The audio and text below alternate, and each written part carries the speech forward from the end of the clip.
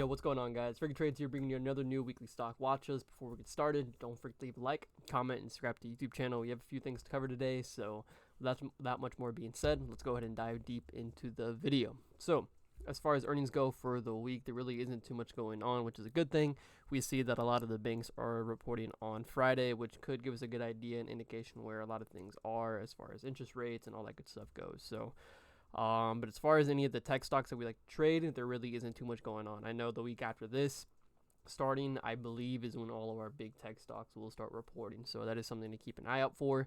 Going till next week, till the end of July, a little bit after that. So, but yeah, as far as earnings go, not too much going on right there. And then your guys' favorite part is talking about the watch list. So before we get into Tesla, though, that's probably my favorite setup. I got something cooking on there for you guys.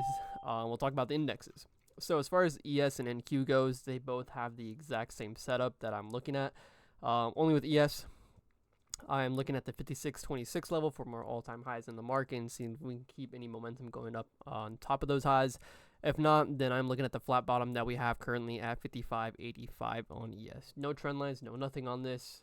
Nothing crazy on that. And then you guys can see that I actually have the same exact setup like I had on ES on the 1 hour time frame, only on NQ. Same story with NQ. I'll be looking at the 20,639 level, anything above that from all-time highs, and seeing if anything else in the market follows up along with that. And then as well as a flat bottom at 2360, which both flat bottoms are relatively far away, but you never know the weekends and where we can gap up, where we can gap down, all that good stuff. So good thing about stock hours is we cover that every morning at 9 a.m. Eastern with a pre-market review in English and Spanish now. For anybody who's wanting to join the chat. And then we also offer it for free on Wednesdays. No charge, no nothing. It's just the chat opens up every Wednesday. So you don't want to miss it. You guys get an idea of how the Discord works and with all that. So, but yeah, that's ES and NQ. Not too much going on with that. The exact same setup. Obviously more catered towards the highs, but we'll have to see on Monday. And then next up, starting with the actual stocks, is ARM. So with ARM, I talked about it with the Discord chat yesterday, where I'm not really a big fan of playing all these new all-time high levels on a lot of these stocks. Microsoft and all the, as far as Apple, sort of those tech stocks go. The thing with ARM is that the volatile moves that ARM can have on top of these all-time highs that I have seen time and time again is just they're pretty consistent, right? So the way I'm looking to play this is just play the inverse H at 182.65 and take that to wherever this happens to go. So this is what I'm planning on with if it doesn't break pre-market on Monday, but you never know, right? A lot of things can change, so we'll just have to wait and see. But as far as ARM goes, I'm looking at the 182.65 level. After that, I have room up to 185 just based on previous times and how it's broken all-time highs. It's usually $3 to $5 when it does that. So going to keep a close eye out for that and see where that is on Monday or even throughout the week. So AMD is the next A+ setup that we have. I like this more on the 4 hour, but 1 hour time frame, it still looks pretty good. AMD, we have double top now at 174, finally breaking out of the consolidation that we've been in for a while now, for probably we can take a look at the 1 year 1 day. We can see that it's been stuck at 170-ish. Let's see.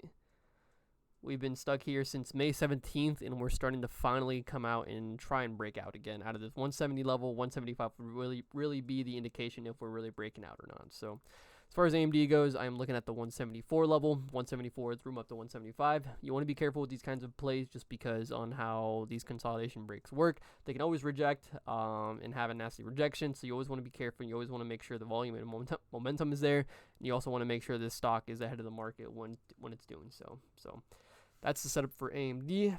Next up is Netflix. Netflix, if we go on the 3 year 1 week time frame, you guys can see the all-time high is at 701. I happened to trade this on Friday. It was an absolute banger. Crazy 30% trade within 5 seconds, which was absolutely, it's nothing new for Netflix for a stock like this. But what I'm looking for on this is I'm not looking at the high at 697.49. I'm waiting till 700 and then playing that into 701. So pretty far away at that for the meantime. Closed at 689, so a little $11 away. So for the meantime, I'll be staying away from this until we get up there. Won't be interested at the high at all, so I'll be waiting for the 700 level for it to come by. So, and last but not least, for the main stock watch list is Tesla, and this is more on the 5-minute time frame. And this setup looks crazy, and I'm sure the more I zoom in, you guys will be able to tell what I'm talking about. So On the 5-minute time frame, we do have a downtrend on the upside, and you can see that we've rejected off of it 3 times now, which is more than enough for me to count as a trend line, as a really good trend line. Even though it's been developing more on, it's only developed for 1 day, this still looks absolutely insane. The reason is we have this trend line to play along with this level, and then the level that I'm actually looking to play is at 252.40. So I would be looking to play the trend line break into 252.40, or I guess waiting for confirmation at 252, which would be the trend line break, and see if we actually hold above that, and if we get any momentum going into this 252.40 level. I have room up all the way to 253.78, and the target would be 255. Now, would I hold all the way up to 255?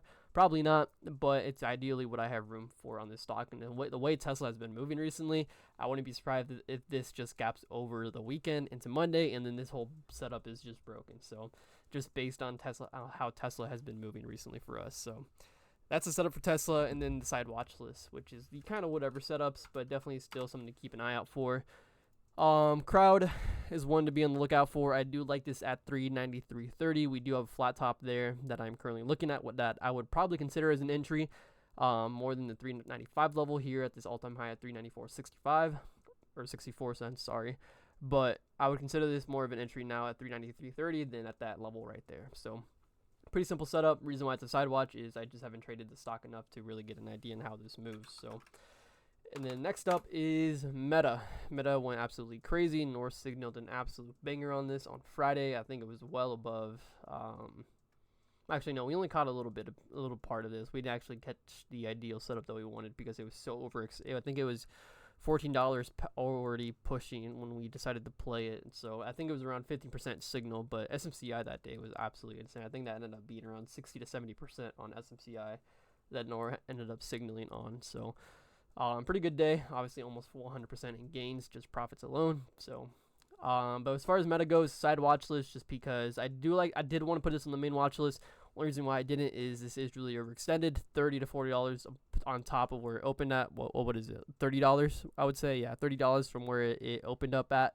So it's really overextended on the chart, but you never know, right? With this kind of stock, Meta can always keep going. With the times I've seen it break all-time highs before. So something to keep an eye out for is that 541 area, or if this gaps up, then we'll talk about it more in the Stock Hours Discord chat. But for the meantime, just for an overall video, I'd probably be looking at 541 on that. So, and then last but not least is NVDA. NVIDIA is kind of whatever. I just happen to throw it on here because I know you guys like talking about NVIDIA all the time within my DMs on Instagram. So, as far as NVIDIA goes, I really don't have anything on this till 130.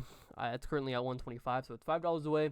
That's a lot for NVIDIA, and the way the market's been moving, this is a little behind, which could indicate a red flag for, I would say, chip stocks, or maybe just NVIDIA for in general, right?